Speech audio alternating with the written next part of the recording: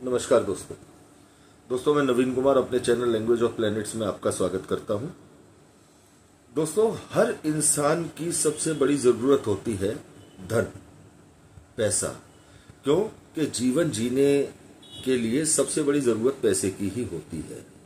मेहनत इंसान पैसे के लिए ही करता है। लगभग हर व्यक्ति किसी न किसी रूप में मेहनत करता ही है। कुछ शारीरिक मेहनत से पैसा कमाते हैं, कुछ मानसिक दिमागी ताकत से पैसा कमाते हैं। हर व्यक्ति अपने हिसाब से पैसा कमाने के प्रयास करता है, लेकिन बहुत से लोगों के प्रयास सफल होते हैं और बहुत से लोगों के प्रयास सफल नहीं होते हैं। जब प्रयास सफल नहीं होते हैं तो जातक निराश हो जाता है। निराशा में जाने के बजाय हर इंसान को अपनी जन्म कुंडली में उस रास्ते को तलाश करने की कोशिश करनी चाहिए जिस माध्यम से पैसा कमाना सुलभ हो सकता है।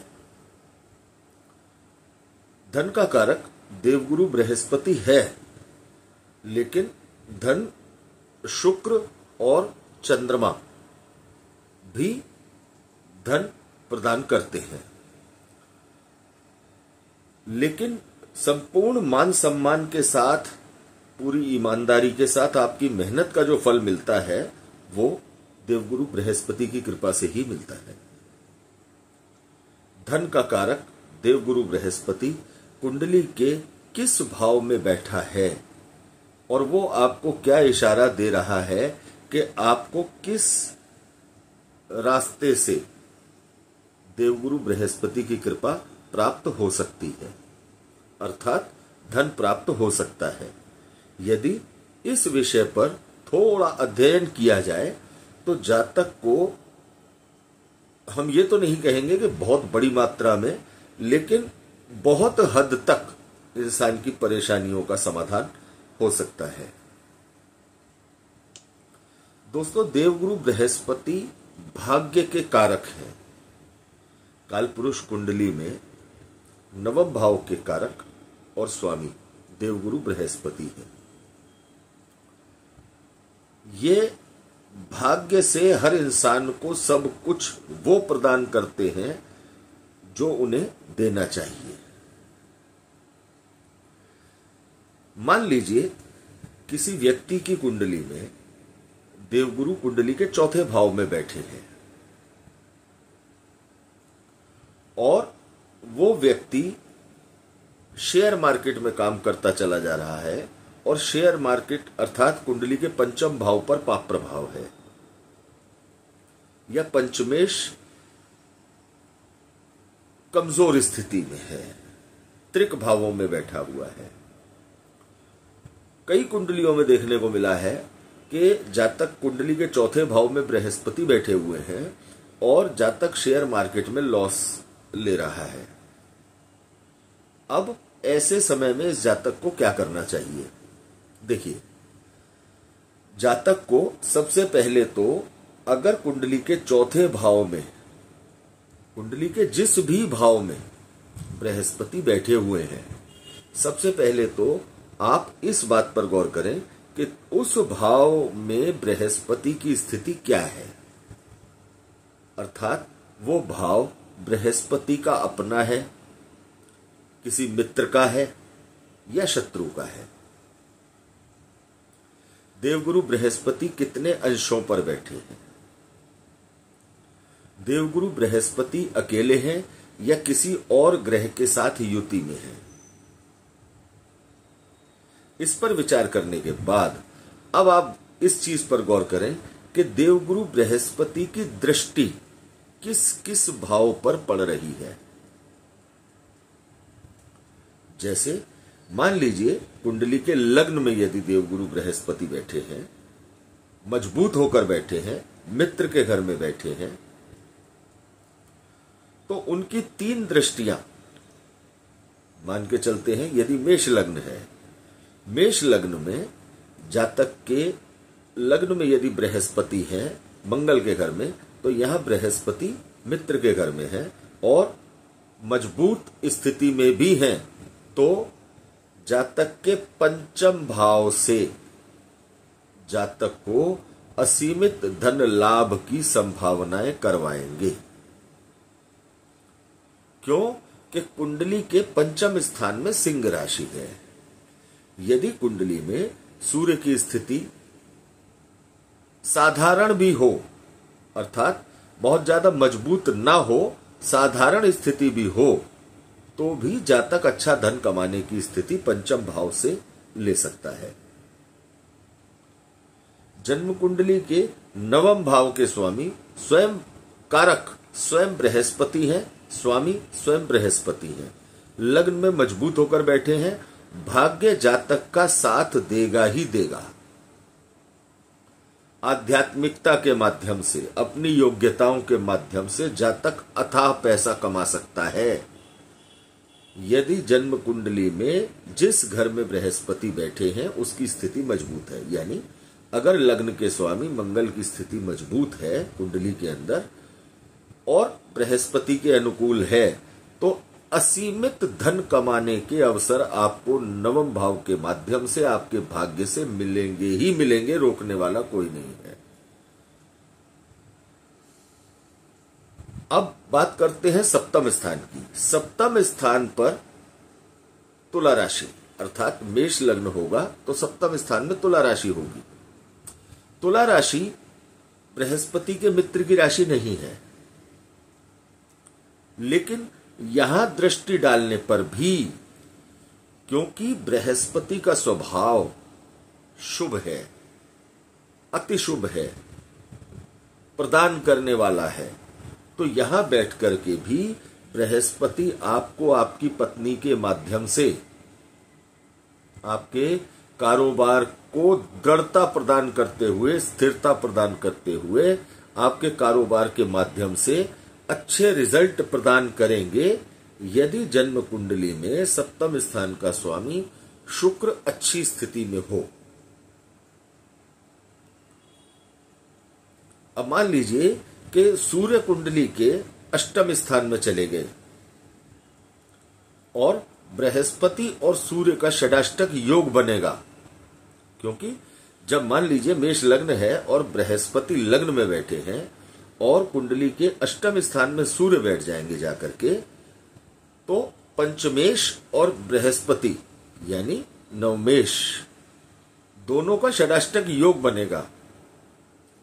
तो जातक को पंचम स्थान से जो लाभ प्रॉपर तरीके से मिलने चाहिए वो नहीं मिल पाएंगे।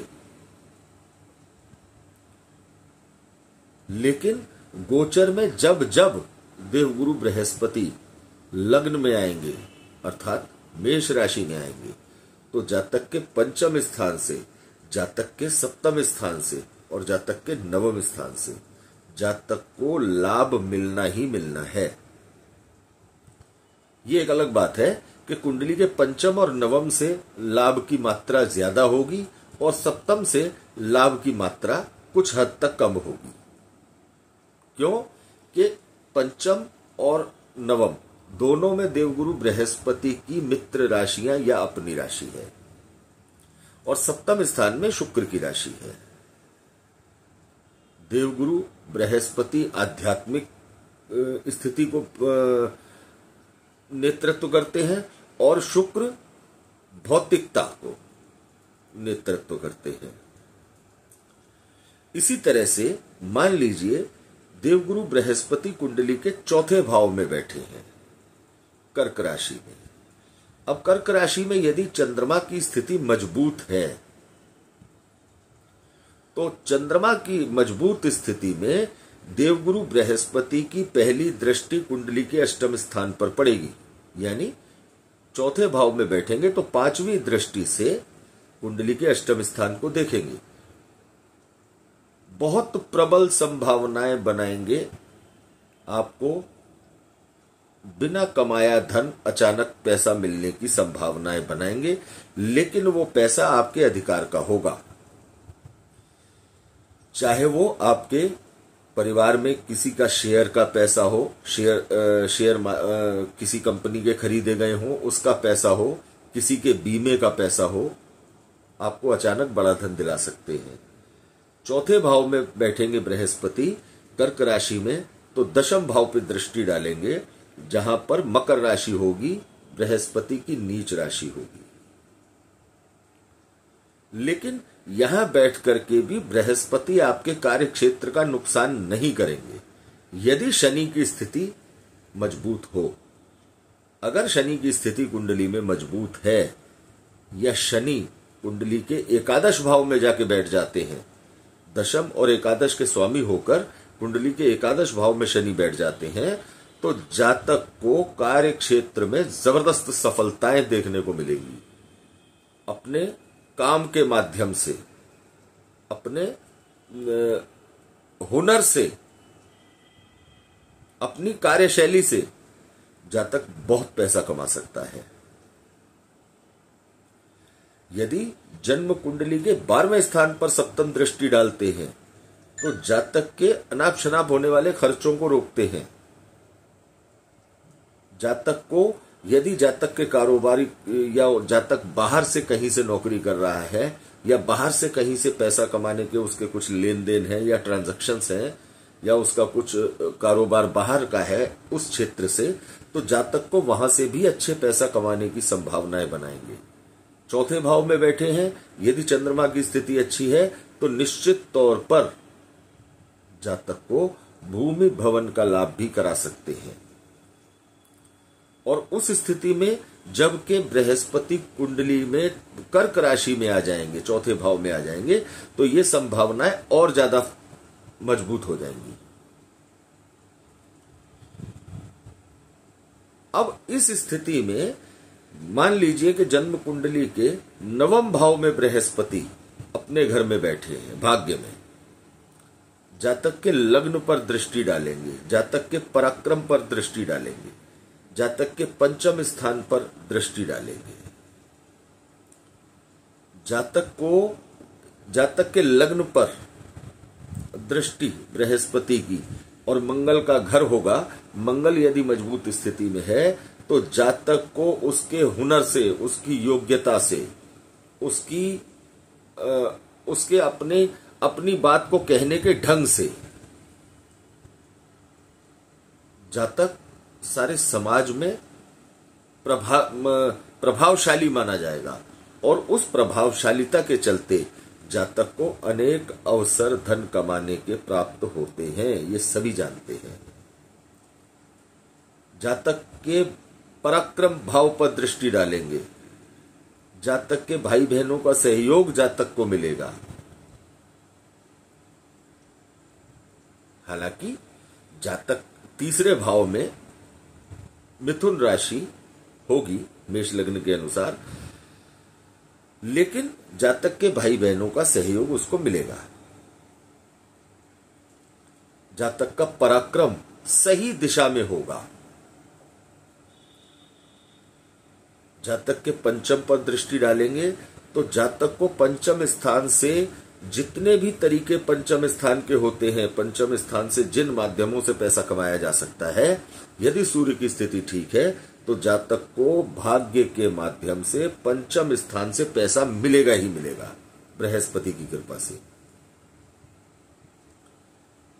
तो दोस्तों, जिस भाव में बृहस्पति बैठे हैं कुंडली के 6, 8वें, 12वें स्थान को छोड़कर, क्योंकि कुंडली के 6, 8वें, 12वें स्थान बृहस्पति की बहुत काफी ऊर्जा को अवशोषित कर लेते हैं।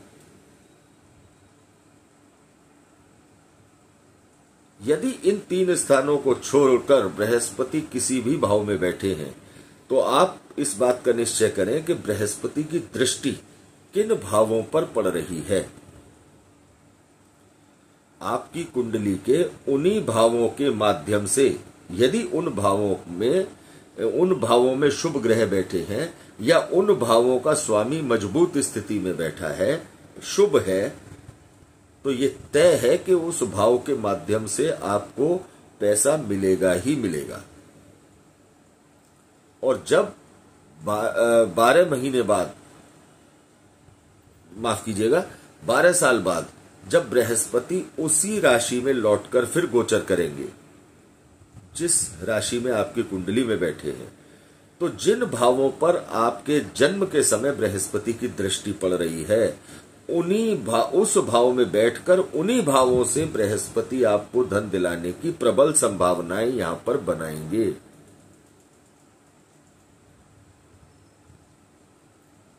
बृहस्पति धन के रास्ते को खोल देते हैं। ऐसा नहीं होता कि आपको रात को आप सोए और सुबह आप उठे तो आप करोड़पति अरबपति हो गए। ये सब कहने सुनने में अच्छी लगती है बातें, लेकिन जातक के जीवन में कोई ना कोई ऐसा रास्ता बृहस्पति की कृपा से खुल जाता है जिसके माध्यम से जातक पैसा कमा सकता है। और यदि जिस भाव पर बृहस्पति की दृष्टि पड़ रही है उस भाव का स्वामी कुंडली में मजबूत स्थिति में है और बृहस्पति का मित्र है, तो आप ये तय माने कि जातक को करोड़पति होने से भी कोई नहीं रोक सकता।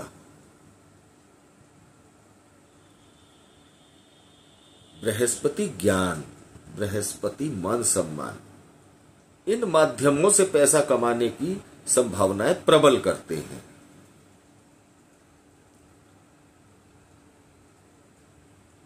दोस्तों, अपनी कुंडली पर इस चीज का आकलन करने की कोशिश करें कि देवगुरु बृहस्पति कहां बैठे हैं, उनकी पंचम दृष्टि, सप्तम दृष्टि, नवम दृष्टि किस भाव पर पड़ रही है।